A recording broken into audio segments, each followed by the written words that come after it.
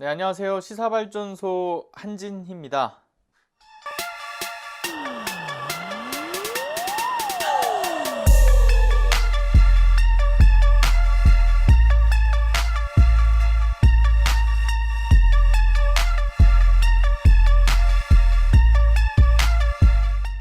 제왕적 대통령이라며 그렇게 대통령의 어떤 권한 분산을 주장해 왔던 언론과 학자들, 그리고 논객들이 전 세계에 유례가 없었던 제왕적 검찰총장에 대해서는 비판하기는커녕 옹호하기에 급급하다. 12월 7일 날 이제 조국 전 장관님께서 페이스북에 남기신 글의 내용입니다. 여러분들은 이 글의 내용에 대해서 어떻게 생각을 하시나요? 저 개인적으로 이 글을 딱 보자마자 정말 옳은 말씀이구나, 맞는 말씀이구나 라는 생각이 들었습니다.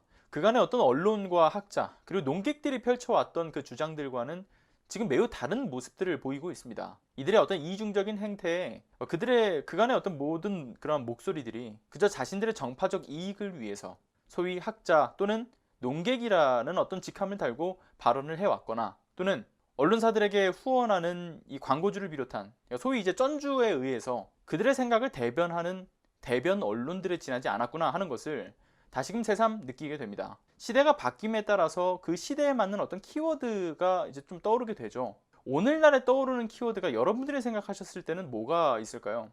저는 키워드가 새롭게 떠오른다라는 그런 의미보다는 좀 다시 떠오른다라고 볼 수 있는 것 같아요. 그래서 그렇게 다시 떠오르는 키워드라고 하는 것은 공교롭게도 민주주의라고 봅니다. 검찰개혁의 그 근간에는 정상적인 어떤 민주주의 국가로서의 기능을 다하는 것이 깔려 있죠. 귀족제나 군주제 또는 독재체제에 대응을 하며 국가의 주권은 국민에게 있고 국민을 위한 이 정치를 행하는 제도와 어떤 사상, 이는 민주주의에 대한 아주 상식적인 수준의 내용입니다. 그러나 우리나라는 검찰 귀족제, 검찰 군주제, 검찰 독재체제라고 하는 이 국가에 남아있는 이 검찰의 무소불위의 권력, 그 안에서 정말 다양한 불법적 기능을 확인을 했고, 이에 대한 개혁을 위해서 한마음 한뜻으로 목소리를 내고 있습니다. 박정희가 대통령 권한을 강화하고 국민의 기본권을 제한했던 지난 유신에서 그 이후인 1973년 2월 국가공무원법이 개정되면서 민주적인 공무원 제도와 이 직업 공무원 제도가 확립이 되었다고 하는데, 그 민주적인 어떤 제도 안에서 마찬가지로 관리받는, 그러니까 공공의 이익을 위해 일하는 공무원인 검사들이 오히려 민주주의의 이 필요성을 다시금 떠올리게 만들고 있습니다. 그리고 오죽하면 최근에는 종교계까지 직접 나선 상황입니다. 영화 1987을 여러분들 보신 분들도 있을 것이고요. 또는 그 시절을 직접 겪으셨던 분들이라면 다 기억을 하실 텐데요. 1987년 1월 박종철 열사 고문치사 사건을 계기로 6월 29일까지 전국적으로 벌어졌던 반독재 민주화 운동은 박종철 열사 고문치사 사건, 그리고 이한열 열사가 시위 도중에 이 최루탄을 맞아 사망하셨던 사건, 이분들의 사망이 민주항쟁의 도화선이 되었다라고 이야기를 하죠. 특히 박종철 열사의 사망 사건의 경우에는 그 유명한 남영동 대공분실, 책상을 탁 치니 억하고 쓰러졌다라고 하는 말도 안 되는 주장으로 더 큰 분노를 만들었던 사건이었습니다. 그런데 1987년 5월 18일 당시 종교계인 천주교 정의구현 사재단에 의해서 박종철 열사 고문치사 사건이 은폐되고 축소되는 이러한 조작이 있었다는 사실이 밝혀지게 됐었죠. 제가 왜 이런 얘기를 하냐면요, 여기서 말하고 싶은 내용은 이겁니다. 종교계조차도 억압된 민중의 짓밟힌 그 인간성을 되찾고자 직접 나섰던 것이었고, 어떠한 정파적 논리도 없이 그 초점은 모두 인권에 있었습니다. 지금의 검찰 개혁도 같은 거죠.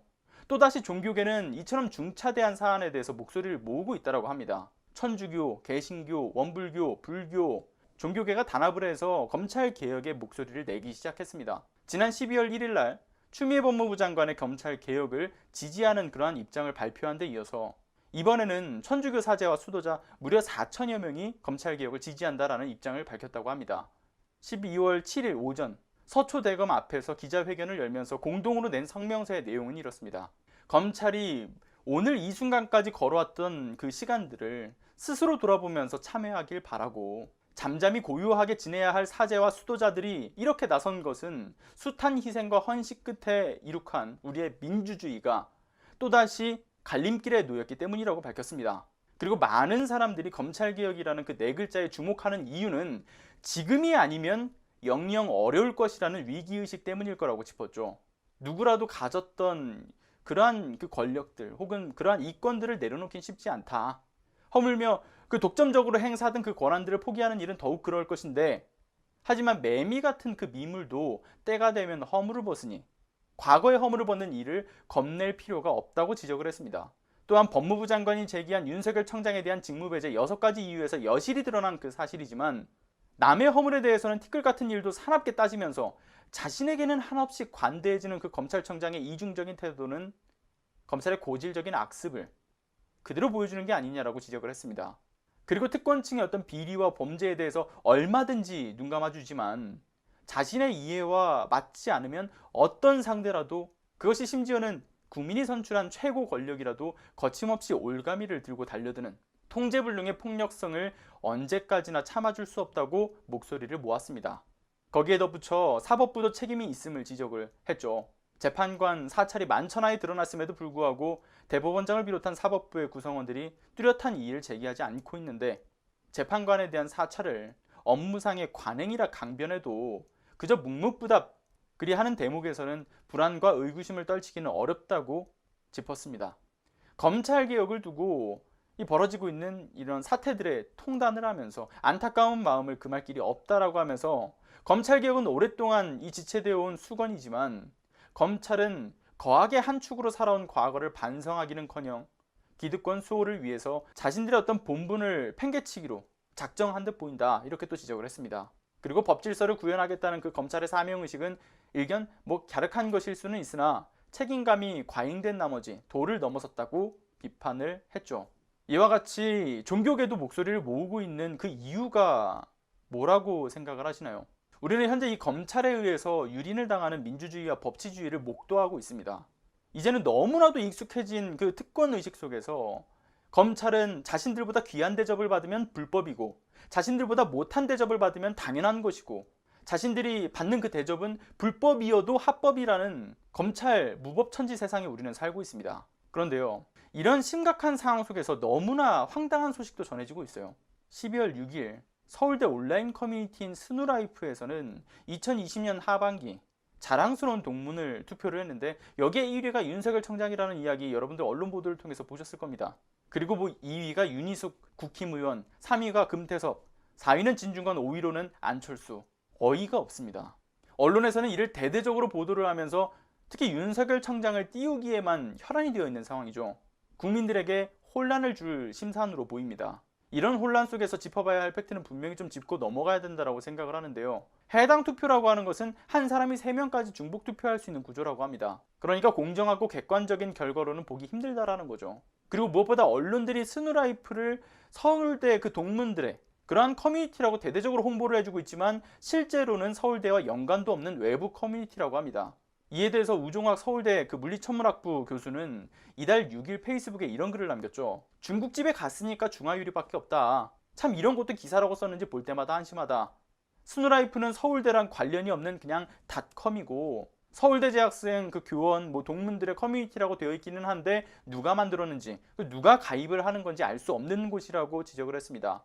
뿐만 아니라 서울대 재학생은 2019년 기준 28,000명이고 학부가 17,000회, 석사 박사 과정에 있는 학생이 10,000명이 넘고, 어학연수생은 대략 한 3,000명이 넘고, 서울대 정교수, 부교수, 조교수 그 숫자들만 다 따지더라도 2,000명이 넘으며 BK 교수, 기금 교수까지 이들을 다 합치면 4,500여 명, 명예교수만 따지더라도 1,000여 명 이상, 여기에 매년 졸업생들은 학부랑 석사만 다 해도 한 7,000여 명 이상, 그렇게 따졌을 때 약 한 10년간 배출된 학생들이 7만여 명인데, 여기에 50대 초반 정도까지 그 연령대를 올리면 무려 30여 년 동안 배출된 학생은 20만 명 정도로 예상을 해볼 수 있다고 짚었습니다. 그러면서 그렇다면 과연 이 중에 스누라이프를 사용하는 학생은 몇이고 투표에 참여한 학생은 몇 명이냐.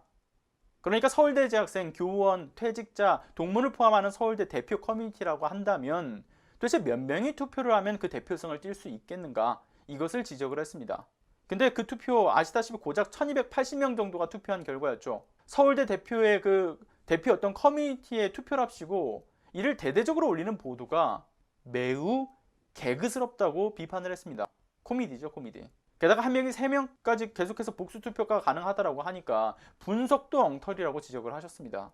한마디로 스누라이프는 마치 양의 탈을 쓴 늑대 마냥 서울대 동문 커뮤니티라고 하는 명분 좋아 보이는 껍데기를 뒤집어 쓴 일베 커뮤니티에 지나지 않다라는 게 팩트라고 읽혀집니다.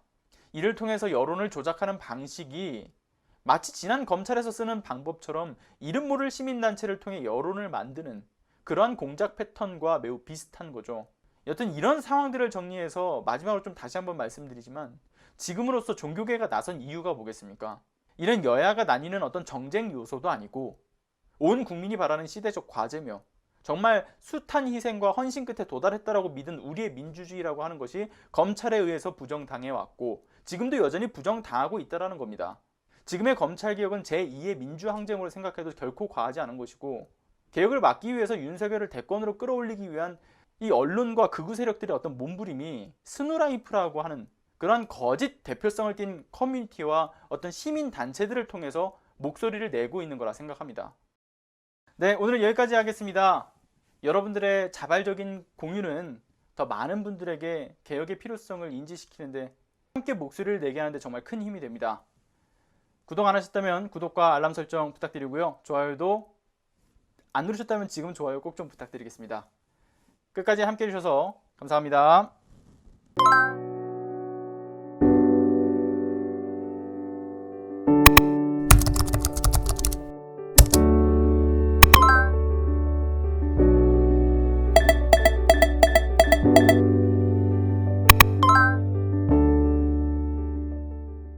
안녕하세요.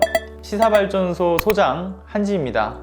시사발전소는 진실을 찾는 민주언론으로서의 역할을 다하기 위해서 다양한 방법으로 활동을 이어나가고 있습니다.